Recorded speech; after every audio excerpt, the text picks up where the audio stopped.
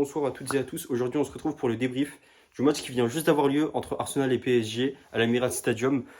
Franchement, ce match, il a été tellement bon. Il a été délicieux. Vraiment, c'était mieux que ce que j'espérais. Pendant que j'étais en train de regarder le match, je me disais, mais ce qui se passe, c'est encore mieux que ce que j'avais pensé. Et tout ce qui s'est passé, tout ce dont j'ai parlé, je suis trop content parce que il y a eu un lien avec ce que j'ai dit. Ça veut dire que j'ai pas dit des bêtises, au moins ça, je suis content. Mais même ce qui s'est passé, il y a tellement de bonnes choses à dire. Bon, on va passer directement à l'introduction parce que je suis trop content et je veux direct commencer à parler là. Bon, pour le match, ça va être du classique. On va voir d'abord les compositions des deux équipes. Ensuite, je vais essayer de voir un peu ce qui s'est passé à peu près sur le match de manière générale, oui. Ensuite, on va parler de... Désolé, j'ai trop d'émotions, je suis trop content. C'était tellement bien comme match, c'était vraiment succulent comme je l'ai dit. Je suis trop content. Vraiment là, j'ai l'impression que j'ai mangé un gâteau. C'était un truc auquel je m'y attendais pas. Donc déjà, je suis trop content. Désolé, là-dessus, faut que je me retienne un peu, mais bon. Bon, de toute façon, je vais pas crier, je vais pas aller dans tous les sens, mais je suis juste trop content. J'ai un peu trop d'adrénaline là. Bref, sur ce match, on va parler d'abord, comme j'ai dit, des compositions d'équipe. Ensuite, on va voir comment s'est passé le match. Puis après, on verra mes tops, mes flops, et après, on fera une petite conclusion et on verra comment ça va se passer pour les futurs matchs, notamment le match retour justement. Donc pour les compositions d'équipe, on va commencer d'abord par l'équipe à domicile, Arsenal. Eux, pareil, il n'y avait pas trop de surprises dans les équipes qu'ils ont alignées, et même dans ce qu'on pouvait voir des compos probables, que ce soit le Parisien ou d'autres journaux. C'était cette équipe qui a été sortie, et pareil pour le PSG. C'est comme PSG-Liverpool, quand il y a eu le match, on savait les compos qu'il allait avoir. Il n'y a pas vraiment eu de surprise, puisqu'on savait qui était absent, qui était suspendu, pareil. Donc là-dessus, il n'y avait pas de problème là-dessus. Donc bon, Arsenal, ça a été je sais pas si c'est un 4-2-3-1 ou un 4-3-3. En tout cas, c'était Raya au cage, Timber à droite, Saliba et Kivior en défense centrale. À gauche, t'as Lewis Kelly. Milieu de terrain, t'as Merino, t'as Odegaard, t'as Rice un peu plus bas. Et sur les côtés, t'as Martinelli, t'as Saka en numéro 9, enfin. Un sort de numéro faux 9, je dirais, mais c'est Trossard, Leandro Trossard qui a été. Donc pareil, pas de surprise, vraiment, c'est ce à quoi on s'attendait. Et nous, de notre côté, c'était 4-3-3 vraiment classique de chez classique. C'est cette compo qui est alignée à chaque fois depuis Liverpool. Tout le temps, c'est cette compo qui est alignée dans les grands matchs, en tout cas en Ligue des Champions. Et pareil, là, c'était 4-3-3, Donnarumma au cage. En défense centrale, t'as Pacho, t'as Marquinhos. Les latéraux, c'est Hakimi, c'est Nuno Mendes. Milieu de terrain, t'as Ruiz, t'as Vitinha, t'as Neves. Et enfin, en attaque, maintenant, c'est plus une surprise. Parce que encore, j'avais un doute, moi, mais c'est plus une surprise. C'est pas Barcola, mais c'est bien Désiré Doué sur le côté avec Kvaratskhelia. Et en numéro 9, tu as Ousmane Dembélé. Là-dessus, vraiment, comme j'ai dit, pas de surprise. Je suis très content parce que, ok, tout s'est bien passé là-dessus, il n'y a rien à dire. Maintenant, sur les points faibles, points forts des équipes, encore une fois, ou les temps forts du match, sur Saliba, vraiment, ça m'a étonné parce que justement, je me disais, Saliba, faut exploiter sa faiblesse. Vraiment, on sent qu'il a une faiblesse, on sent qu'il y a un truc, on peut aller le chercher là-dessus, on peut aller le titiller. Et justement, à chaque fois qu'il avait le ballon, je pense que c'était une consigne de Mikel Arteta parce que dès le début du match, ça arrivait vraiment 2-3 fois facile. T'as Saliba qui a le ballon. Ensuite, il avance avec le ballon directement. Il fait une poussée de balle et j'ai l'impression qu'il se transforme un peu en libéraux. Et il montait un peu au milieu de terrain. Et après, là, uniquement à partir de ce moment-là, il lâchait sa balle, que ce soit un latéral ou au milieu de terrain. Mais avant ça, il gardait la balle avec lui. Je ne sais pas pourquoi. Mais je pense que justement, c'était peut-être pour prendre confiance et pas qu'il se fasse démarrer, on va dire, par un pressing ou autre. Et il s'est dit, bon, vas-y, lui, on va le laisser un peu plus avancer. Comme ça, cette histoire, elle est réglée au moins. Et en vrai, il a bien fait, parce que là-dessus, on n'a pas pu aller le chercher, comme je dis, aller chercher la petite bête noire qu'il y avait en Saliba. En vrai, tant mieux pour eux, mais bon, là, c'est pas là-dessus que s'est joué le match, même si je pensais que ça aurait pu et que ça arriverait, mais finalement, non. Donc, bien joué à Mikel Arteta là-dessus.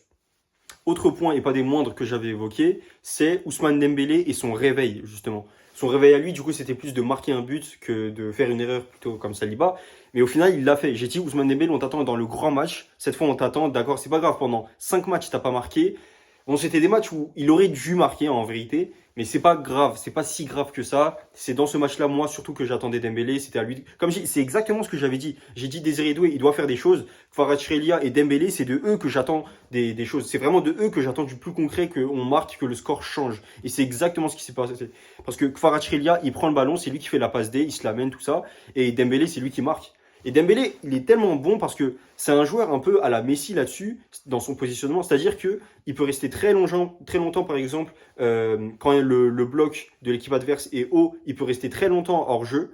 Puis d'un coup, il va se réveiller, il va sentir que c'est le bon moment, et après il va se décaler. C'est-à-dire que tu as toute la défense qui est en train de se mettre en place. Lui, il se décale par rapport au reste, et après d'un coup, il tire, et là, il était hors surface de réparation, je crois. Mais du coup, personne n'est au marquage sur lui parce qu'il fait en sorte de ne plus être concerné par le jeu, mais en même temps être concerné par le passeur. Et ça, c'est très très fort de sa part. Et bien joué à lui, parce qu'au final, on a mis le premier but très rapidement. Et ça, ça a été excellent.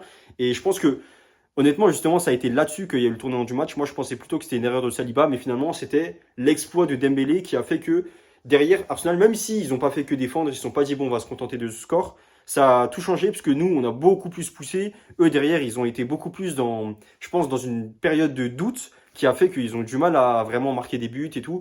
Ils ont énormément essayé, comme j'ai dit, il y a plein de fois, Bukayo Saka et d'autres joueurs, vraiment, reste pas eux, ils ont fait un grand match. Comme je l'ai dit dans mes TikTok également, pour faire un grand match, tu as besoin de deux grandes équipes. Et ce soir, Arsenal a été très grand. Il faut pas leur enlever ça parce que c'est pas parce qu'on a gagné et qu'on est très content évidemment que Arsenal de leur côté ont fait un mauvais match. Non, pas du tout, loin de là.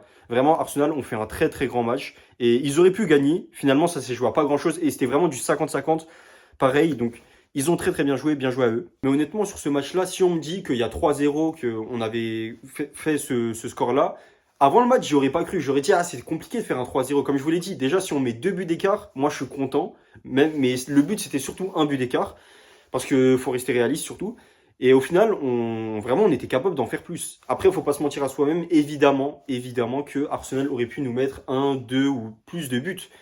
Mais on a eu une grande défense ce soir. On a eu un grand gardien. Et vraiment, comme je vous l'ai dit, moi, dans ma tête, j'attendais que Donnarumma, il fasse pas tant d'arrêts que ça.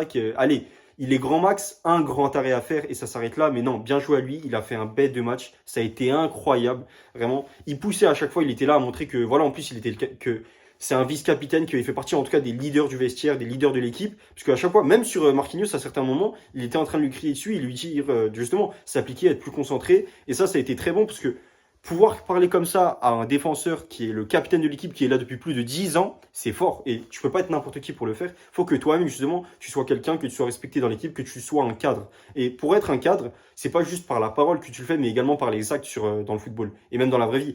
Et justement, Donnarumma, il l'a prouvé ce soir et c'est très bien joué à lui. Vraiment, ça a été incroyable. Je pense qu'il doit être pas loin des 6-7 arrêts au final. Parce qu'il me semble qu'en mi-temps, il a été justement à 3 arrêts déjà, alors que moi j'avais dit, s'il fait 3 arrêts dans le match, il n'aura pas besoin d'en faire plus que ça pour qu'on fasse au moins un clean sheet. Mais au final, il a fait beaucoup plus et c'est bien joué à lui, bien joué à la défense. Tout ce que j'avais critiqué, tout ce dont j'avais dit, il faut être vigilant. Finalement, ils ont fait leur meilleur match, je pense, ou l'un de leurs meilleurs, en tout cas sous le maillot parisien, que ce soit Marquinhos, que ce soit Pacho, que ce soit Vitinha, que ce soit Donnarumma. Ils ont tellement fait un grand match, ça a été incroyable. Eux tous, au match, à l'avant-match, j'avais dit, il faut être vigilant, il faut qu'ils fassent bien les choses, il faut pas qu'il y ait de problème, il faut qu'ils restent focus, et c'est tellement ce qu'ils ont fait. Vraiment, en fait, il y a certains moments, vous voyez, Arsenal était à deux doigts, ou en tout cas, à aller grand max, 2-3 mètres des cages. Il y a plein de fois où le ballon, voilà, c'était compliqué, ils étaient beaucoup dans la surface de réparation, mais directement, tu as un joueur, que ce soit Pacho, que ce soit Marquinhos, ou même parfois Joao Neves, Kvaratskhelia, directement, il dégage le ballon, il ne cherche pas à comprendre, parce qu'on n'a pas le temps, on n'est pas là à réfléchir directement, parce qu'on ne peut pas se le permettre. On sait que directement, Arsenal, ils vont venir, ils vont presser, et ça peut amener à une erreur directement, un but casquette. Et nous, c'est pas le but. Donc là-dessus, on a vraiment très bien joué, et ça a été bon de notre part de vraiment vouloir dégager le ballon. D'habitude, j'aime pas ça, parce que ça peut paraître un peu de la défense ou du dégagement bête de vouloir le dégager comme ça et ne rien chercher à comprendre. Sauf que là, c'était vraiment important de le faire contre Arsenal parce que tu sais que directement, en fait, j'ai l'impression qu'ils sont trop malicieux, ils sont trop bons et qu'ils savent directement comment réagir dès que la balle arrive à tel ou tel endroit du terrain. Donc là-dessus, on a vraiment très bien fait de directement dégager, que ce soit un peu aléatoire. Comme ça, on les brouille un peu, j'ai envie de dire. Mais c'était pas facile, c'était vraiment pas un match facile. Arsenal, ils nous ont mené la tâche difficile et bien joué à eux, vraiment. Parce que là, ils peuvent sortir, en tout cas, la tête haute de ce match-là. Évidemment, rien n'est perdu pour eux, rien n'est gagné pour nous non plus. Mais il y a beaucoup d'espoir et des deux côtés, j'ai envie de dire, pour le match retour parce que tout peut arriver, vraiment tout peut arriver. Quand je vois ce match-là, évidemment, je trouve qu'on a dominé beaucoup plus en première mi-temps qu'en deuxième. Mais honnêtement, à la fin du match, il peut y avoir n'importe quel score, que ce soit eux les vainqueurs au final, match nul, nous les vainqueurs, sans non plus des gros scores d'écart, il ne faut pas abuser.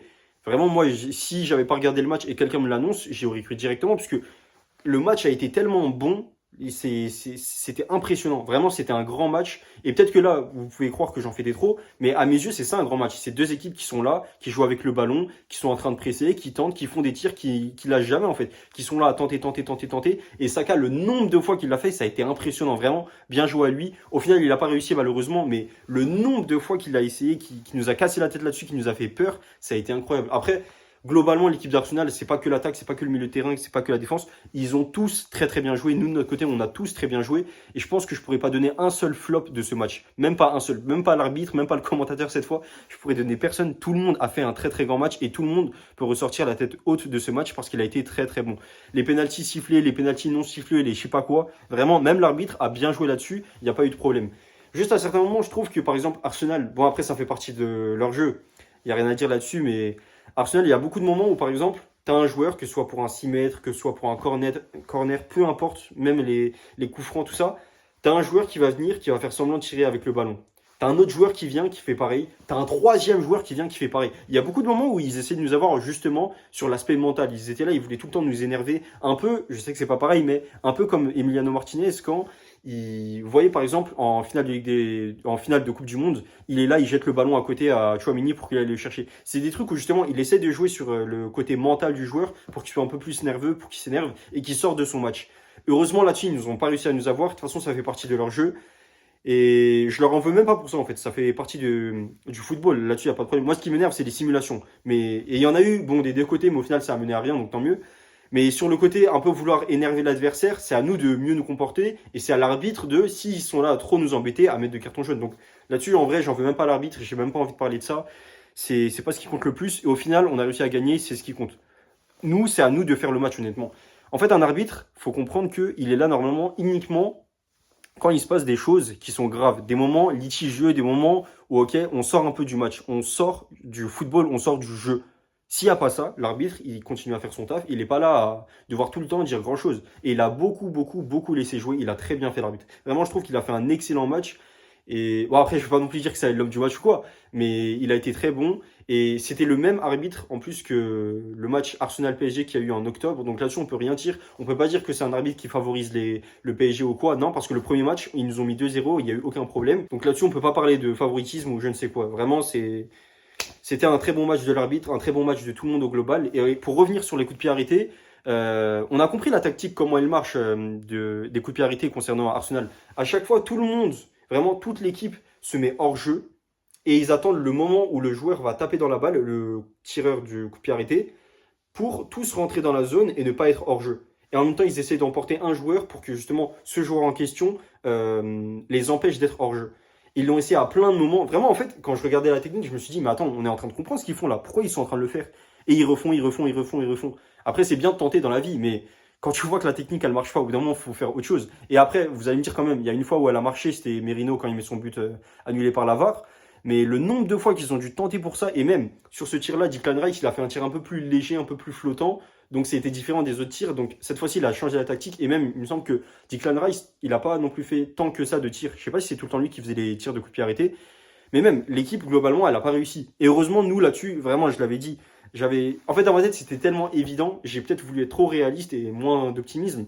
Peut-être je changerai là-dessus, mais j'avais dit que pour nous, c'était tellement sûr qu'on se prenne un but que je pouvais pas imaginer qu'on gagne plus d'un but d'écart, mais non plus pas possible qu'on gagne deux buts d'écart, ou en tout cas, ça allait être très compliqué, parce que justement, dans ma tête, c'était soit on gagne 2-1, soit on gagne 3-1. Mais dans tous les cas, il y allait avoir ce 1 du côté d'Arsenal. Et tout simplement parce que Arsenal sont très, très, très, très, très, très forts en coup de pied arrêté. Il me semble que, en tout cas, c'est l'équipe qui marque le plus en coup de pied arrêté, mais il me semble que 50% de leurs buts, ou une grosse stat comme ça, un très gros pourcentage en tout cas, de leurs buts sont marqués par coup de pied arrêté. Ça prouve à quel point l'équipe elle est dépendante déjà des coups de pied arrêtés, mais à quel point elle est forte aussi des coups de pied arrêtés. Et on l'a vu ce soir. S'ils ne marquent pas en coup de pied arrêté, c'est très dur de marquer autrement. Il y a plein de fois après, on ne va pas se mentir, il y a plein de fois où Donnarumma a fait d'énormes arrêts, mais quand même, il faut le faire. Et ça n'a pas été facile. On a réussi à tenir jusqu'à la fin du match. Les entrants, après, ils ont réussi. Et moi, je trouve les entrants, normalement, dans un match où on peut perdre, évidemment, les entrants, ils doivent amener une différence. Ils doivent nous permettre de au moins égaliser, si ce n'est gagner le match. Mais dans ce match-là, les entrants, que ce soit donc Warren Zaïre-Emery en fin de match, mais quand même Barcola ou alors Gonzalo Ramos, les trois, ils ont apporté ce que je voulais, c'est-à-dire au moins maintenir le score et continuer de nous permettre d'avoir des occasions, même s'ils en ratent de grosses, que ce soit Ramos ou que ce soit Barcola, ils en ratent de très très très grosses, même si Raya a bien joué le coup, mais quand même, je trouve que le plus important, c'est on continue à garder la balle, on continue à tenter. Puisque si on réfléchit bien, ce que ça veut dire quand on continue à tenter et on continue à avoir la balle, ça veut dire l'autre équipe ne peut pas tenter, l'autre équipe ne peut pas avoir la balle. Donc, l'autre équipe, ça leur empêche d'avoir des occasions et de nous mettre ce but. Ce qui fait que ça a été excellent puisqu'on a pu au moins préserver ce score. Je ne sais pas si ça a été l'objectif de Luis Enrique de faire ces changements dans le but de justement préserver le score, mais en tout cas ça a été une bonne tactique. Et comme je l'ai dit, pour moi c'était trop risqué de se dire, bon, vas-y, on va faire entrer d'autres joueurs, on va essayer de mettre un 2-0, un 3-0, 4-0, ou alors de clairement montrer qu'on est en train de faire des passes à 10. Donc, pour moi, il fallait un entre-deux, et Luis Enrique, il l'a géré parfaitement là-dessus. Et le match, vraiment, c'est grâce à ça qu'on l'a géré. C'est parce que Luis Enrique, il savait exactement ce qu'il faisait. J'ai l'impression que c'est un jeu d'échecs où Luis Enrique connaît parfaitement le jeu et qui joue lui-même contre lui-même. Ça a été parfait. Après, de son côté, Mikel Arteta, il a également bien joué, il a fait un bon coaching. Mais bon, on voyait qu'il est aussi très très très très très nerveux. Ah, il y a plein de moments où quand ils ont mis ce but justement hors jeu, quand il y a eu d'autres erreurs, il y a beaucoup de fois on l'a vu, il était tendu, que ce soit lui, Saka ou d'autres joueurs, même Mikel Merino. Mais ça, c'était pas bon et ça prouve que justement, on a réussi à gagner sur le côté mental dont je parlais. Et là-dessus, franchement, bravo à nous parce que je ne nous pensais pas capables. Pas que je pense que le PSG est incapable de réussir mentalement à gagner contre de grandes équipes, mais c'est plutôt parce qu'on a une équipe très très jeune avec peu d'expérience. Pour moi, les seuls qui sont expérimentés et qui sont capables de gagner sur le côté mental, les seuls que je vois sérieusement au-dessus qui sont capables de le faire, c'est surtout les joueurs offensifs. Et à ça, je rajouterais peut-être un Neves, mais surtout un Vitinha. Vitinha qui ce soir a fait un match de fou. Il a vraiment fait un match incroyable. On l'a critiqué sur les derniers matchs parce qu'il n'a pas été assez bon, mais sur ce match-là, il répond présent et bien joué à lui, ça a été très très fort. Il a été élu homme du match, c'est pas pour rien. Ça, je l'avais même pas vu quand j'ai fait mon TikTok, qu'il a été élu homme du match, mais parce qu'il le mérite. Il a fait tellement un grand match. Si Vitinha, je l'ai dit, si Vitinha continue comme ça, il nous fait le même match au retour, il nous fait le même match pour la suite, il n'y a aucun moyen pour moi que l'équipe ne gagne pas la Ligue des Champions. Que ce soit lui ou tout le collectif. Hein. S'ils font le même match à chaque fois, là c'est bon. Peu importe l'adversaire, si on fait exactement le même match, les amis, c'est impossible qu'on perde. C'est vraiment pas possible. Je vois pas d'autre issue. Bien que les autres équipes soient très très fortes, et pour moi, il n'y a pas de favori parmi les derniers en demi-finale de Ligue des Champions, mais quand même, si on continue comme ça, là, on est en train de montrer que, ok, on fait partie vraiment des cadors de Ligue des Champions, des cadors des équipes européennes. Et tant mieux pour nous, c'est incroyable ce qu'on est en train de faire. En tout cas, vraiment, ça a été un très très grand match des deux équipes, comme j'ai dit. Et j'ai pas, vraiment, je peux pas trouver de flop à ce match. Tout le monde a bien joué, que ce soit de leur côté, de notre côté, les entrants, les sortants, tout le monde. Même s'il y a eu beaucoup de ratés, mais tout le monde a fait un bon match. Tout le monde a tenté, tout le monde a été très bon. Peut-être que là, je suis trop dans un truc idéaliste, mais j'arrive pas à voir un joueur, même côté Gunners, j'arrive pas à voir un joueur qui avait fait un mauvais match. Pour moi, ils ont tous tenté, ils ont été très bons dans le positionnement, dans les passes, ils ont été attentifs, ils ont réussi à être un peu malicieux, comme je l'ai dit. Donc ça a été vraiment très fort. Mais si je devais désigner trois top, je peux pas désigner malheureusement de Gunners, j'y ai pensé en vrai. Il y en a pas un vraiment, même s'il y a Saka qui est très fort, mais il y en a pas un qui mériterait quand même d'être dans le top 3. Et c'est très difficile parce qu'il y a tellement de joueurs qui ont été forts. Si je devrais retenir que trois joueurs dans mon top 3, en vrai, je dirais ceux avec qui j'ai le plus dit que justement, il fallait être vigilant. Donc, je mettrais Vitinha. En vrai, j'ai envie de mettre la défense centrale. J'arrive pas à choisir entre Marquinhos et Pacho. Mais je mettrais aussi Donnarumma. Et en troisième, j'arrive pas à savoir si je mets aussi un attaquant ou si je mets la défense centrale directement. Mais tout le monde a fait un grand match en fait. J'arrive pas à voir un joueur où je me dis non, lui, il mériterait plus. Honnêtement, je suis en train de réfléchir. Honnêtement, bon, vas-y, en vrai, je mettrais peut-être Ousmane Dembélé en troisième parce que c'est lui qui a amené le but. Et même si derrière, ça a été difficile, il a joué jusqu'à la 70e parce qu'après, il a eu des crampes. Il me semble que c'est que des crampes. Je suis pas parti voir, mais j'espère que ça sera le cas de ce qui s'en dira des rapports médicaux. Mais j'espère que c'est que ça. Mais même s'il a joué, s'il a pas fait tout le match, je suis obligé de mettre Dembélé pour son but. Donc vraiment, c'est mes trois joueurs en top. Sinon, pour la conclusion de ce match, ce match, il a été tellement grand, il a été tellement fort. Je suis trop content. En fait, c'est incroyable. Mais ouais, sinon pour conclure, je dirais que là, ça a été très bon. Il faut continuer comme ça. Même en Ligue 1, il faut pas lâcher contre Strasbourg, contre les autres équipes. Elles ont quelque chose à jouer, ces équipes-là. Elles veulent jouer la Ligue des Champions. Et justement, donc, on peut se dire, est-ce que c'est des équipes calibre Ligue des Champions et c'est bien pour les deux? Parce que nous, on peut les tester là-dessus en mode, bon, si vous êtes des équipes Ligue des Champions, bah, on va tester, on va voir, et nous, ça nous entraîne là-dessus. Et en même temps, ça fait remonter le niveau de Ligue 1, tout ça, c'est très bien. Mais d'un autre côté, il ne faut pas qu'on lâche, il faut continuer à se maintenir, parce qu'on l'a vu, les derniers matchs de Ligue 1, quand on joue mal, ça se prouve que derrière, on peut faire de mauvais matchs. Et ça a été le cas depuis Aston Villa jusqu'à aujourd'hui, si on retire ce match-là, on n'a fait que des matchs qui ont été moyens. Et je dirais pas que non plus c'est des très très bons matchs, mais il n'y a aucun match où on peut mettre au-delà d'un 6 sur 10 en termes de notes. Si on note globalement nos matchs côté PSG, donc, il faut se réveiller, il faut continuer à maintenir la barre haute en Ligue 1. C'est pas parce qu'on a gagné, c'est pas parce qu'on était champion que faut se dire, ok, ça y est, c'est bon, c'est fait. Au pire, ces matchs, je veux même qu'on puisse les voir, c'est pas grave, comme des matchs amicaux, mais qu'on continue à tout le temps se donner à fond. On peut pas lâcher comme ça, on peut pas se dire, ok, ça y est, c'est fait, on va revenir directement pour la Ligue des Champions, on va être à notre prime. C'est impossible, ça marche pas comme ça, le foot. Il faut avoir de la régularité, il faut avoir une certaine constance. Et à partir de ça, tu peux continuer à remonter la barre haute. Mais tu peux pas constamment être en deçà et après, à certains moments, vouloir monter. C'est pas possible. Donc là-dessus, il faut rester toujours vigilant, toujours très bon. Comme on l'a fait ce soir, il faut qu'on continue dans les prochains matchs à faire la même chose. Et c'est tout ce que j'ai à dire vraiment pour la fin de ce match. Ça a été très bon. Il faut rester vigilant au match retour. Ça se jouera au parc. Pareil, vraiment, ça a été très bon. Ça a été incroyable. Et je pense qu'on est capable de le faire. Maintenant, on verra. J'ai pas envie de trop parler. J'en reparlerai de toute façon pour l'avant-match. C'était TMK, merci de m'avoir écouté et merci de me suivre. N'hésitez pas à lâcher un pouce bleu, un commentaire, à me dire ce que vous avez pensé de ce match. Peut-être que vraiment je m'emballe et que là je pense de trop, je suis trop dans l'exagération. Côté PSG, même côté Arsenal, peu importe.